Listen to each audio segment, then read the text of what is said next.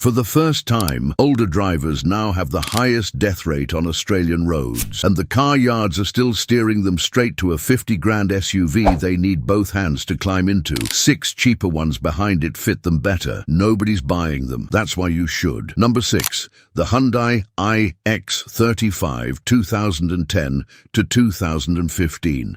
The cheapest way onto this list. And there's a reason nobody's excited about it. It's a Hyundai. It's sold by the tens of thousands, and it's got no story attached, which is exactly why you can pick a tidy one up for a fraction of what a known brand costs. What it does well: sit-down entry rather than climb-up, light controls, a simple dash with actual buttons. And, because Hyundai sold so many of these in Australia, every mechanic in the country has seen 100 of them. Parts are everywhere and cheap, and that matters more than people realise, because a car that's expensive to fix is a car you'll eventually stop maintaining properly. From late 2013, Hyundai retuned the suspension specifically for Australian roads, so a Series 2 badge is worth hunting for. Now the catch, and it's the same catch that'll come up more than once today. The diesel version has a particulate filter, and particulate filters need a long, hot run to clean themselves out. If your driving is the shops, the chemist, and your daughter's on a Sunday, that filter never gets hot enough. It clogs, the car starts dumping extra fuel in to try and burn it off, and that fuel thins your engine oil. I've seen what that looks like on a dipstick, and it's not something you want to discover on the side of the road. Stick to the petrol on this one, unless you're doing regular highway kilometers. When you're looking at one, sit in it before you do anything else. Check the seat height feels right without adjusting anything. Open and close the doors a few times. Light, easy, no dragging. Your move, petrol only, and ask for service records showing the Series 2 suspension changes if you can find one from 2014 or newer. Number 5. The Nissan X-Trail, the square shape, 2007 to 2013. Nobody wants this one either, because it looks like a Besser block on wheels. I mean that as the highest compliment I can pay a car. Look at the glass. Big, upright windscreen. Square side windows, thin pillars, a back window you can actually see out of while reversing. Modern SUVs have gone the other way. Thick pillars, narrow slits for windows, and a boot lid you're meant to reverse using a camera you don't quite trust on a screen you can't quite read in bright sunlight. For anyone whose neck doesn't turn as far as it used to, that visibility is worth more than any amount of touchscreen.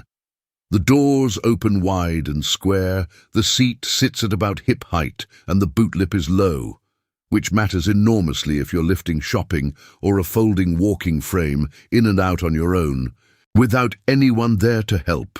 Same warning as the last one, though. A lot of these are diesel, same filter, same short journey problem. There's a petrol version out there, and it's the one worth hunting for, even though it drinks a little more. A few extra dollars a week at the pump is nothing next to an engine that doesn't clog itself trying to survive your driving pattern. On any automatic, you feel for hesitation pulling out of a junction before you commit. A slight pause between putting your foot down and the car actually responding is worth walking away from. Check the tailgate seal too, and have a look at the boot floor for any dampness, since that tells you whether water's been getting in. Ugly as a Besser block. Best set of windows on this list. Number 4. The Suzuki S-Cross, 2014 onwards. This is the one nobody thinks of, and I genuinely don't understand why. Suzuki quietly builds some of the more trouble-free cars sold in this country, and they've never learned how to shout about it. So the S-Cross sits there being overlooked by people who go and buy something worse for more money because the badge feels more familiar. Here's why it earns a spot. It's light. Light steering, light clutch, light doors. And if you've got any arthritis at all in your hands or shoulders, that's not a small thing. It's the difference between enjoying a car and dreading every trip out to it. The petrol engine is a simple, naturally aspirated 1.6. No turbo, no particulate filter to worry about, so short trips don't punish it the way they do on the last two. The automatic is a conventional torque converter unit, not one of the twin-clutch gearboxes that get expensive and unpredictable to fix once they start playing up. The dash has actual buttons laid out sensibly, not buried 3 menus deep in a touchscreen. The seats at a sensible height. The boot's a good square shape, easy to load without bending too far. Watch for the usual on a test drive. Check the air conditioning actually blows properly cold within a minute or two, not just cool. And on 4-wheel drive versions, make sure the system engages smoothly, without any grinding or clunking underneath you. Have a listen for any rattles over speed bumps, and check all the electric windows go up and down cleanly. It's not exciting. Nobody will ask you about it at a barbecue. It'll just start every morning for years and cost you almost nothing while it does it, which is exactly what you actually want from a car at this stage of life. Number 3. The Toyota RAV4 2006 to 2012. This is where the list stops being merely sensible and starts being properly hard to argue with. Toyota built this generation at the point where they'd stopped experimenting and just built the thing properly. And in Australia, the RAV4 has been one of the best-selling SUVs this country has ever had, which means there's no shortage of them to choose from, and no shortage of mechanics who know every inch of one. The petrol runs a timing chain, no turbo, no particulate filter, no clever injection system waiting to get carboned up from short trips. It's about as close to a car that doesn't break as you'll find at this money. And critically for this list, there's a proper conventional automatic, not a twin clutch, not a belt drive CVT that shudders and whines as it ages. It changes gear the old way, and the old way lasts. Getting in is a step across rather than a climb up. The doors open wide, and the driving position is high enough to see over traffic without being so high it becomes a nuisance getting in and out twice a day. 2 things worth checking properly, not just glancing at. Have a good look underneath at the rear suspension mounts and the sills for rust. This generation is old enough now that it genuinely matters, especially on anything that's spent time near the coast, where the salt air gets into everything. Bring a torch if you have to.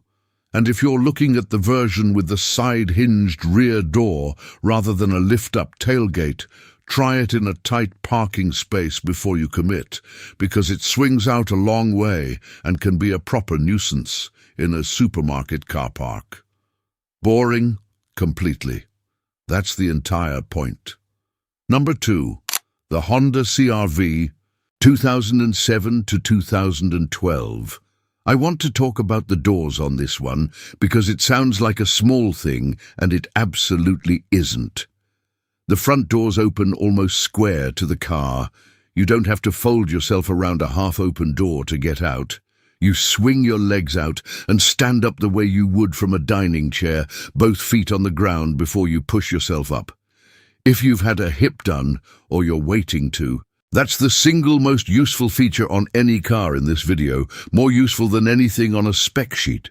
Underneath it, Honda's 2.4-litre petrol runs a timing chain, not a belt. And these have a genuine reputation for going well past 200,000 kilometers on nothing but oil and filters, done on time. The automatic is a conventional unit, and it's a good one. Smooth, predictable, no hunting for gears on a hill. Visibility is excellent.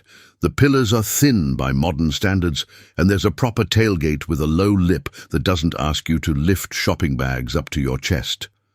2 checks worth doing properly, and both are cheap if you catch them early, expensive if you don't. On all-wheel drive versions, the rear differential takes its own fluid, and it's commonly skipped at service time because most workshops don't think to ask about it. The symptom is a shudder on full lock at low speed, exactly like the feeling of pulling tightly into a parking space. Caught early, it's a straightforward fluid change.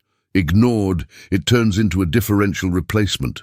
Second, have a proper look at the rear wheel arches for rust on any high-mileage example, running your hand along the inside edge, not just eyeballing it from a distance.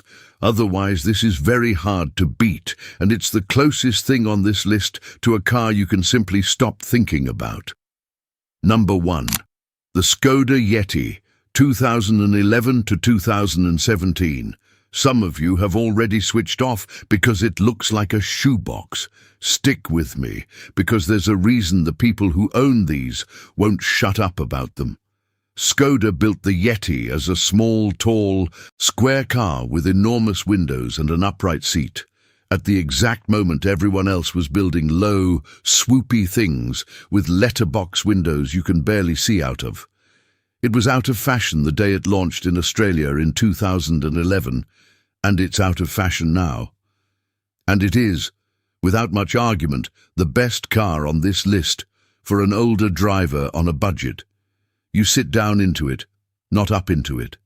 The pillars are thin. The side glass goes right down. You can see all four corners of the car from the driver's seat, which means parking stops being a source of anxiety and starts being something you just do without thinking about it. The seats are upright and supportive rather than low and scooped, the kind you can get in and out of without a production. And the rear seats come out completely, one at a time, which is the sort of thing you don't think you'll need until the day you do, the first time you need to get a wheelchair or a walking frame or a set of golf clubs and an esky into the back all at once. Now the honest part, because there's a genuine trap in this one. Buy the petrol. The diesels carry the same particulate filter problem we've talked about all video. And it's just as wrong for short trips here as it was on the Hyundai and the X-Trail. And be careful with the automatic. Skoda's is Volkswagen's dual-clutch DSG, and it's the known weak point on this car. Jerky or delayed changes pulling away from a stop, and genuinely expensive when it finally goes. If you need an automatic, drive it properly from cold before you buy. Not just around the block once it's already warm. And ask for receipts showing the gearbox oil's actually been done on schedule. Check the oil level yourself too, with the car on level ground. These use oil across the range, and on the smaller petrols, a low level is what quietly kills the timing chain over time. Do those checks properly, take your time with them, and you've got the most sensible car on this list by a mile. So here's the thing this whole video is actually about. There's an assumption that getting older in this country means giving up, buying something smaller and worse, or getting talked into something enormous because it feels safer, when really it's just harder to see out of and harder to climb into. Neither of those things is right. What actually changes as you get older is very specific. How far you can turn your neck, how easily you get in and out, how much your hands can grip, whether you can find the heater without taking your eyes off the road for 3 seconds at 60 kilometers an hour. That's it. That's the whole list.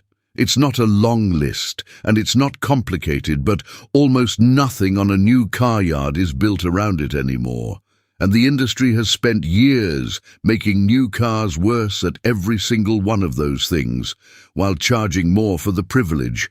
Thicker pillars for crash ratings, buttons buried 3 menus deep in a touchscreen, higher sills for styling that has nothing to do with how the car actually gets used.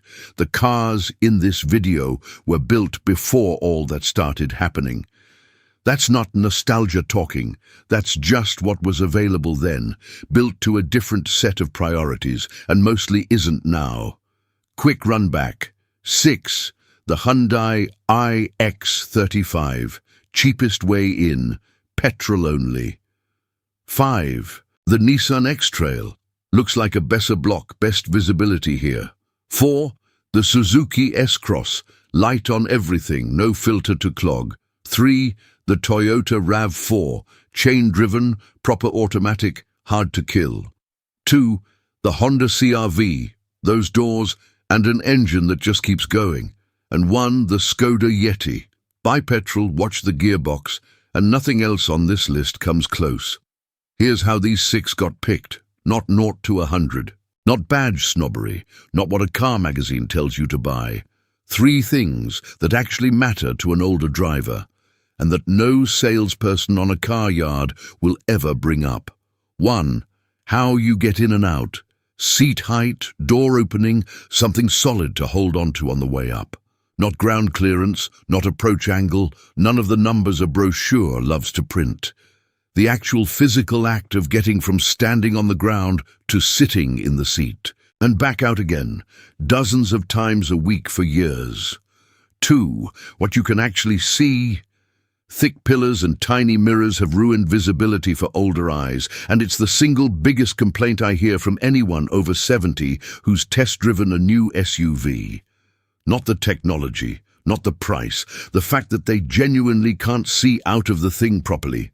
3. Whether it suits short trips. Because if you're retired, you're not doing a 2-hour motorway run every day. You're doing 5 kilometers to the shops and 5 kilometers back, maybe the pharmacy, maybe your daughter's on a Sunday. And that one fact alone rules out half the cheap SUVs in this country. Tell me in the comments what you're driving and how it's holding up. The honest answers in that section are worth more to the next person watching than anything I can say up here. If there's a car that's been brilliant for an older driver in your family and I've missed it, name it below. And if this was useful, hit like and subscribe. There's more of this coming.